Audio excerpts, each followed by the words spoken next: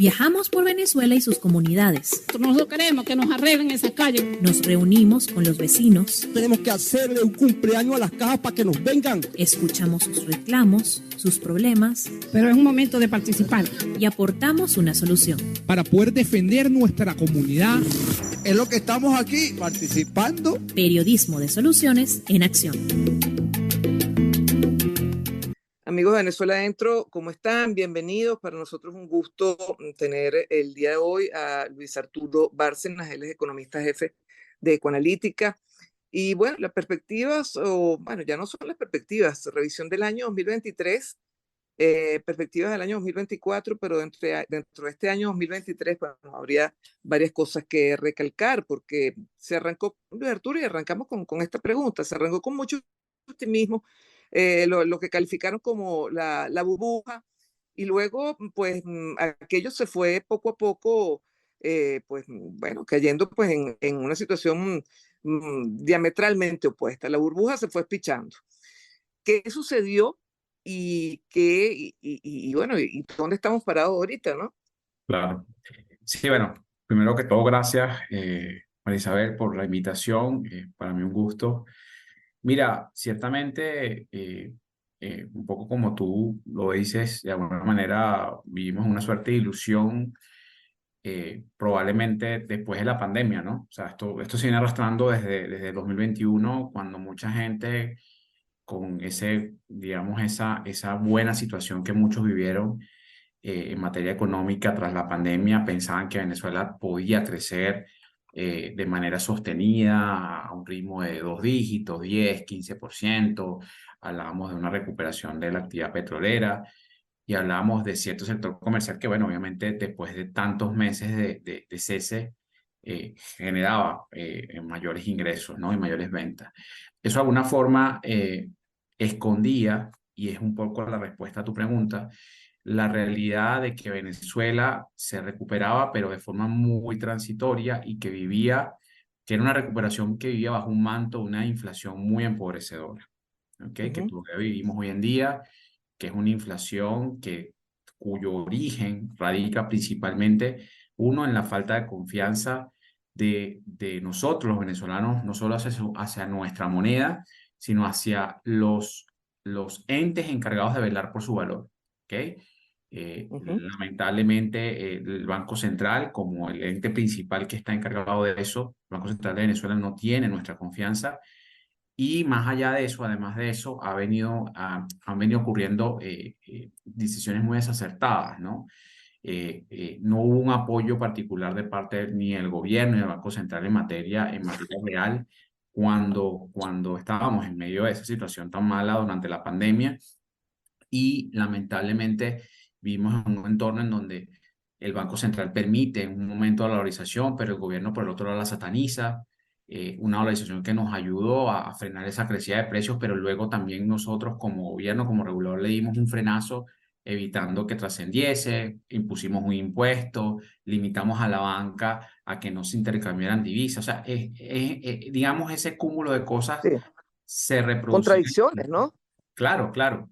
No, y obviamente, digamos que al final, claro, las sanciones exacerban el tema de la falta de recursos del gobierno, la falta de dirección fiscal, por decirlo de alguna manera, y el gobierno simplemente gastaba sin parar y se financiaba a través de operaciones con el Banco Central, le pedía al Banco Central que generase dinero, y eso exacerbó todo el tema hiperinflacionario que vimos en 17-18, pero yo creo que aquí el punto, María Isabel, en ese sentido, es que el 2021, y cuando empezamos el 2022 prácticamente, comenzamos a ver un entorno de precios muy, muy, muy distorsionado.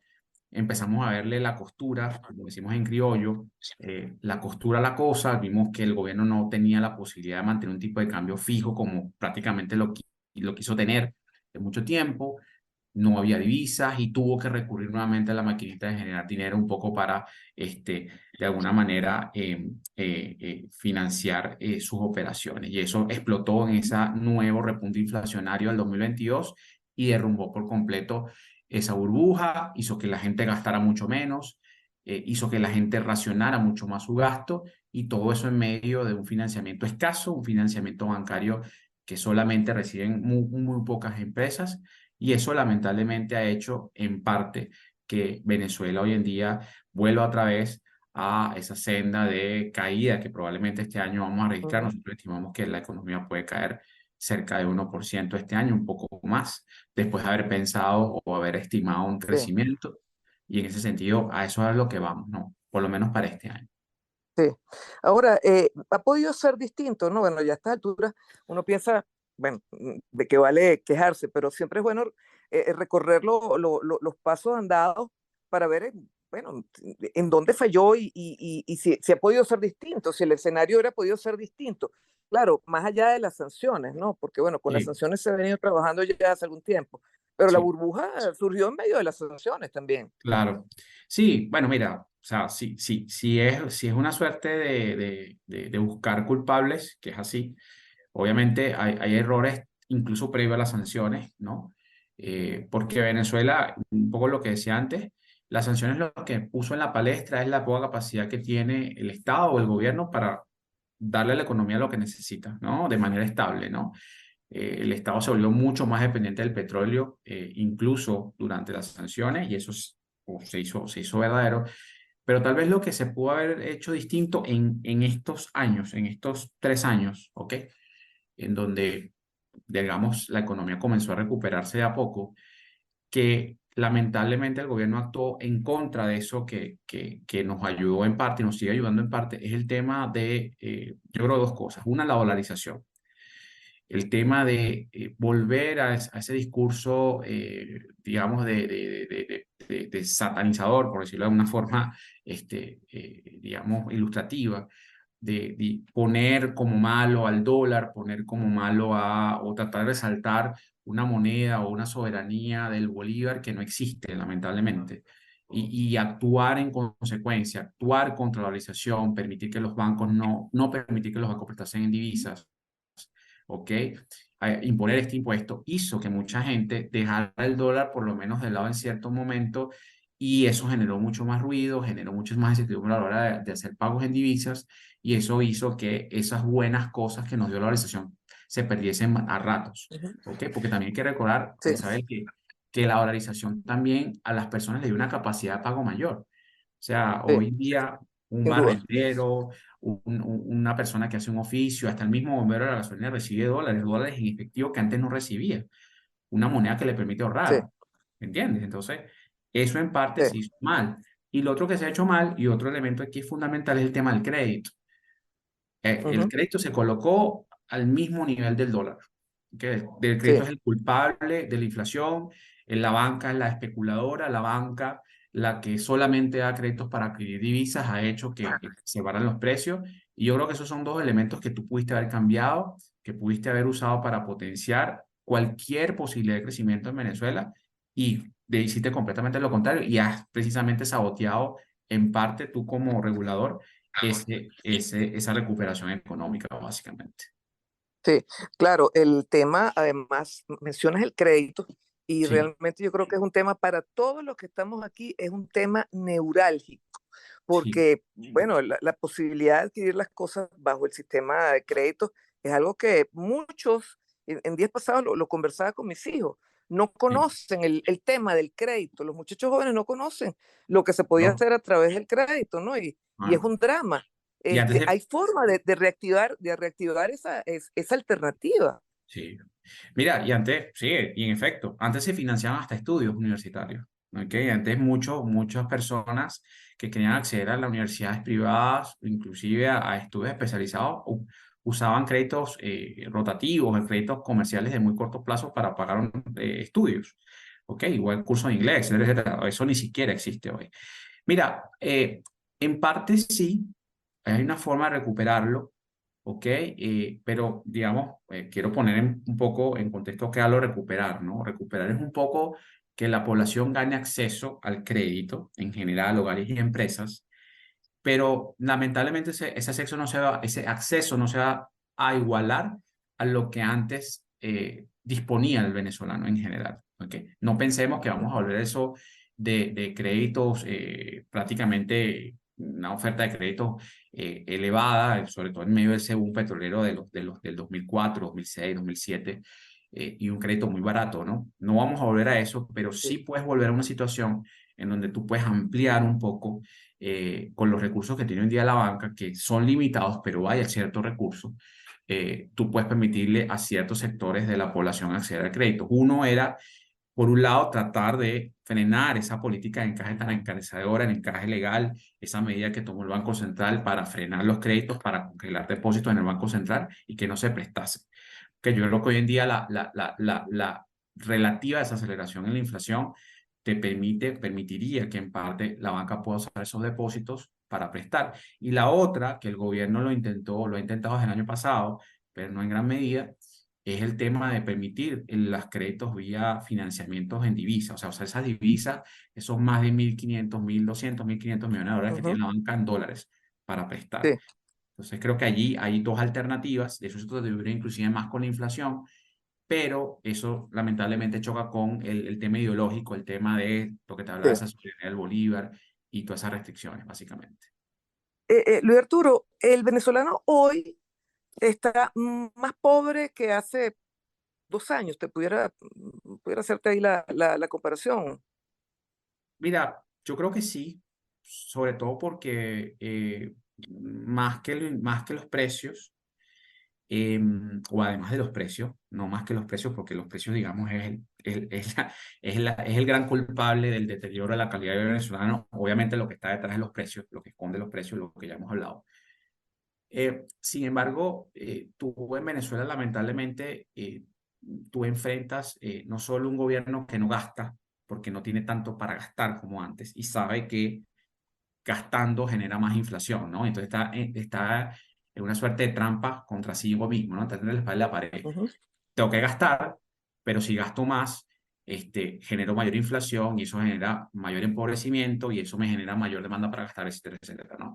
Pero también, así como no gasta el gobierno, tampoco pueden gastar las empresas, ¿ok?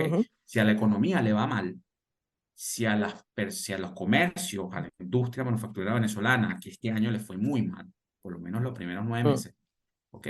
Las empresas no tienen cómo ajustar salarios, ¿ok? Y si tú ves, incluso las distintas métricas que hemos tenido de diversas consultoras en materia de salario, en materia laboral en Venezuela, remuneraciones, tú ves la diferencia que se pagaba salarialmente al principio de año, lo que se paga ahora y es muy pequeña, incluso en dólares, Marisabel, ¿ok?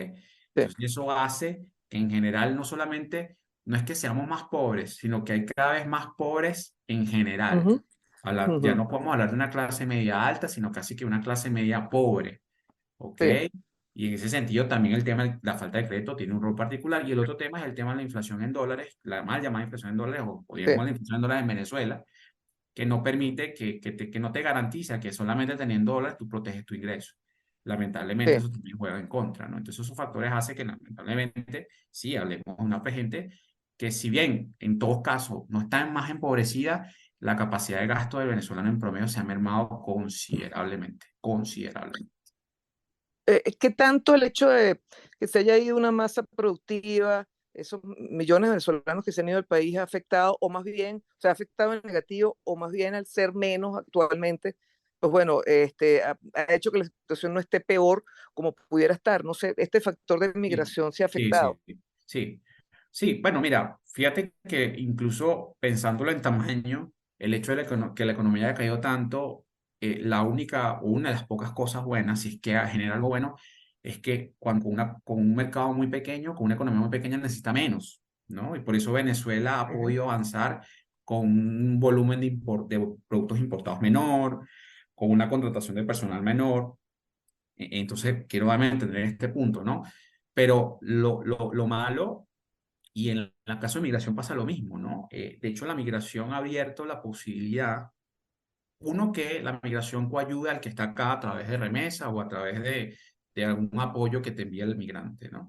Pero también la migración ha provocado, en cierta medida, que por lo menos en el caso de las empresas sean hoy día más abiertas a contratar un tipo de personal que antes no contrataban. O sea, ya ese falso percepción de que no, mira, yo no contrato, por ejemplo, personas más de 30 años, o voy a contratar en un cierto tramo personas recién graduadas porque yo necesito capacidad técnica, todo lo demás, ya eso se perdió muchísimo y las empresas han tenido que abrir mucho ese campo porque tu mano de obra calificada se ha ido, sobre todo la mano de obra joven, ¿ok? Sí, Y eso le ha dado cabida a que muchas personas, incluso personas que ya son, pues yo conozco casos de personas jubiladas, sobre todo el sector sí, público, jubiladas que hoy en día ejercen un oficio, ¿ok? O trabajan sí, despachando, o trabajan en un delivery, o ¿sí me explico? Entonces, eso sí, sí, en parte lo ha hecho la migración. Aquí, lamentablemente, Marisabel, el daño oculto, y es un daño importante, es la pérdida de capital humano, ¿ok? ujú, Porque se te han ido jóvenes, se te han ido recién graduados, ¿ok? Yo soy profesor universitario y sí, no te puedo contar la cantidad de alumnos que se han sí, estamos hablando de profesionales, técnicos superiores, licenciados, doctores, economistas, administradores, todos se han ido. Y esos son los que necesitamos en parte para recuperar el país y cómo haríamos en un entorno de recuperación o una transición política hacia un modelo más estabilizador. ¿Cómo hacemos para recuperar ese personal? Eso también tiene un costo importante. sí. Te hace una pregunta desde Alto Barinas. César pregunta, con el levantamiento parcial de las sanciones petroleras, ¿es posible que el gobierno de Maduro realice un ajuste de salario público a corto plazo? Yo aprovecho esta pregunta de César para sumarme y no solamente el ajuste de salario, sino Sí. si realmente se pudiera esperar una recuperación para el año que viene. Recuperación económica en general, me Sí, imagino. Sí, sí. sí, sí. Mira, de hecho, esa es como que la gran premisa que está detrás de lo que hemos medido. ¿Ok? Nosotros pensamos que el año que viene la economía, en un caso bastante optimista, puede crecer 9,8 o hasta 10%. ¿Ok? Entendamos eso, o sea, eso no es solamente un número. Crecer 10% después de haber caído tanto y después de haberse explotado en parte de lo que hablabas, esa suerte de burbuja, es un cambio significativo, ¿no? Y eso Ujú, se debe en parte, y la gran premisa que está allá ahí, está ahí presente, es precisamente un mayor desembolso del sector público. Porque el sector ujú, público hoy en día recibiría, si es que todo sale bien, si es que después del 30, después de mañana, se cumple con las condiciones que se han exigido, si llegamos a abrir con las condiciones mínimas también, y esto se extiende hasta final de año la licencia, el sector público va a contar con muchos recursos, ¿ok? En materia petrolera, que puede duplicar ujú. incluso lo que ingresa por petróleo. Mayores ingresos, obviamente va a ser mayor gasto, no solamente por un tema electoral que obviamente sabemos que siempre el gobierno ha gastado más en materia en año electoral, sino también, Marisabel, porque el año pasado y el año antepasado el gasto público ha sido mínimo y la economía le Ujú, pide eso, ¿no? Nosotros creemos que sí va a haber un ajuste del salario, no en el corto plazo, probablemente el gobierno retome esa práctica tan usual, en algunos casos tan populista de aumentar el salario mínimo en el 1 de mayo, ¿no? Como lo hacía en sí, anteriores años. Pero probablemente no sea la magnitud que la gente espere o que la gente requiere, ¿ok? Estamos hablando que en promedio hoy en día un empleado público te puede ganar hasta menos de $100 al mes, en promedio, es decir, sí. un salario, o ese monto puede incrementarse probablemente 20%. Yo creo que el mayor gasto que va a hacer el gobierno va a ser a través de transferencia directa, llámese bonos de la patria, llámese cajas CLAP, algo que no le genere costos en el largo Que no lo plazo, genera. ¿ok? Claro. Y también, ¿por qué no pensar que se abra el financiamiento de la banca pública? ¿Ok? Ujú, Eso de mi casa bien equipada, tratar de darle sí. ciertos prestativos a la gente proveniente de la banca pública, también puede ser un elemento para canalizar mayores recursos por parte del Estado en ese contexto de mayores ingresos. No queremos quitarle mucho tiempo porque sabemos que tiene un compromiso, pero hay una pregunta que nos llega desde Araure, Portuguesa. Sí. ¿Cree que estos levantamientos de sanciones también y esta libertad de negociación con hidrocarburos también generará un efecto en la industria petrolera? Mira, sí, lamentablemente el defecto no va a ser tan, digamos, tan significativo, ¿ok? En el mejor de los casos, estamos hablando que PDVSA pudiese cerrar el 2024 con una producción cercana al 1 millón de barriles. Eso Ujú, sí, y solo sí, las licencias se extienden más allá de abril. Recuérdense que las licencias hasta ahora fueron dadas por un lapso de 6 meses. Es decir, ujú, las sanciones, si mantenemos la situación como está tal cual como hoy, las sanciones volverían o las licencias finalizarían en abril. ¿Ok? ujú, Ahora, la apuesta incluso del mismo sector petrolero, de las empresas que están firmando acuerdos para volver a Venezuela, Chevron, Moneda Pro, que ya lo firmó, Eni y Repsol, más que cobrarse su deuda con la deuda que tiene el Estado con ellos, es reactivar sus actividades en Venezuela porque para ellos es rentable. ¿Ok? Claro. Ahora, eso se enfrenta con la dificultad operativa que enfrenta PDVSA hoy en día.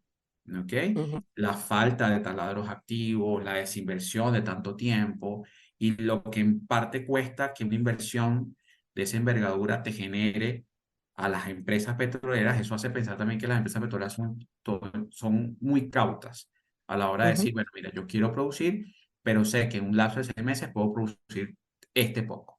¿Ok? Entonces, creemos que más que PDVSA o más que la industria petrolera, los mayores ingresos vienen por el lado de los precios del petróleo, ujú, ujú. con que vas a vender el crudo, porque ahora no vas a tener que rematarlo prácticamente, porque ahora Claro. no es cliente sancionado, pero sí no vas a producir más allá del 1 millón de barriles y en el peor de los casos, probablemente lo que tú generes es simplemente pasar de 730, 740 que será este año a apenas 880 millones, o sea, Sí, algo muy pequeño, ¿ok? sí. Última pregunta tiene que ver Sí, con, bueno, muchos van a recibir eso que en el pasado se conocía como utilidades y que, bueno, servía para muchas cosas. sí, Actualmente, bueno, en virtud de la situación no sirve para tanto. Si queda algo que hacer, en qué invertir, ¿qué recomendarías? ¿Compramos electrodomésticos? ¿Compramos, no sé, carros usados? Porque lamentablemente carros no muy poco. O sea, ¿qué podemos utilizar? Eso sí. poco que nos quede de utilidad en los que las tengan. Mira, yo creo que aquí el consejo que yo siempre doy, esto es una pregunta súper común en casi que cualquier época del año, ¿ok? Y sobre todo en el caso de Venezuela, obviamente. Yo creo que acá la premisa es, además de ahorrar, es primero ser cauteloso con lo que se gasta, ¿no? Mucha gente piensa que, bueno, en otros países la gente ahorra para consumir en el futuro. Yo ahorro hoy para comprarme un carro en tantos años o en tanto tiempo. En el caso de Venezuela eso no ocurre tanto. Y hoy lo que, digamos, la mejor forma de ahorrar es racionando el gasto en la medida que yo pueda, ¿no? Obviamente, el tema de sembrino hace que nosotros queramos gastar más y es comprensible y estamos en nuestro derecho a hacerlo. Lo que yo aquí diría es tratar de hacerlo lo más juicioso posible. Dicho esto, una vez que yo gaste o una vez que yo imponga esa cordura, ¿no? O sí, ese orden. ¿En qué puedo hacer? Mira, la mejor forma de ahorrar en Venezuela sigue siendo, aun cuando este pierde poder de compra, el dólar. ¿Ok? Una forma de seguir ahorrando en Venezuela es adquiriendo divisas. La buena noticia en este caso es que los precios en dólares en Venezuela se han desacelerado de forma, no, el crecimiento, esa inflación en dólares se ha desacelerado de forma notoria. ¿Ok? O sea, nosotros tuvimos una inflación en dólares el año pasado de Sí, 50%, este año probablemente cerremos por debajo de 15%, y el año que sí. viene sea apenas 10%. Entonces creo que una buena opción es mira, vamos a perder, sí, pero ¿dónde perdemos menos? Ahorrando divisas, ¿ok? Ujú, El tema de los bienes durables, lo que tú planteabas, yo creo que hay que hacerlo eh, tratando de buscarle algún tipo de beneficio, ¿no? O sea, si ujú, usted que tenía que comprar una nevera porque su nevera se echó a perder, o un electrodoméstico, cómprelo porque al final es una inversión. Ahora, si usted claro. ya tiene una nevera buena, no compre la nevera para dejarla allí. Compra la nevera con Ujú, miras de revenderla probablemente. O dirija ujú, su compra a un bien que usted pueda vender en un mercado secundario, en estos portales que hoy en día ujú, existen, ¿no? O que usted sí, le va a sacar provecho. Por ejemplo, la gente que trabaja remoto, invierta en una laptop, invierta en un celular, invierta en una forma en la que usted pueda comercializar algo que haga o algo en el cual es bueno de forma digital, ¿no? Y también, ¿por sí, qué no? Aunque hay muchos recursos que son gratis, ¿por qué no pensar también en algo educativo? O sea, hoy ujú, en día es muy útil para una persona no solamente aprender un idioma, y eso puede conseguirse de alguna manera cursos gratis o accesibles en términos de costo. También es útil para una persona aprender computación básica, aprender contabilidad básica, aprender Excel, aprender programas básicos que a una empresa pequeña también la puede ayudar. Entonces, invertir en esas cosas que antes uno veía como que, bueno, mire, esto es un hobby o esto es poco trivial. No, yo creo que hoy ese un día importa mucho, sobre todo porque estamos necesitados de eso. ¿Ok? Entonces creo que ese es, digamos, como que el plan de acción que yo haría, pero siempre pensando en lo que yo estoy comprando, lo hago con cordura, o si no, que algo que necesita, que protege mis ahorros y que después yo puedo, o que después yo puedo comercializar y obtener dólares por eso y bueno, hacer algo con Sí. eso. Bueno, Luis Arturo, muchísimas gracias, ¿verdad?, por dedicarnos estos minutos. Y bueno, disculpa si te interrumpimos, No, sabemos que tenías no, un no, compromiso, te quitamos sí. 5 minuticos más, pero bueno, te lo agradecemos No pasa nada, no pasa ampliamente. nada. Agradecido con ustedes y bueno, de verdad, yo creo que un último comentario, simplemente tratar de sacar las cosas buenas que puedan venir de lo que nos deja este nuevo escenario, que ojalá se cumplan, pero bueno, todo con cordura, todo sabiendo de que hay todavía debilidades importantes y que en un momento las cosas pueden cambiar. Entonces, agradecido. Esto fue Venezuela Adentro. Síguenos en Twitter e Instagram como @VE_Piso_Adentro o puedes escribirnos por nuestro correo electrónico veadentropodcast@gmail.com.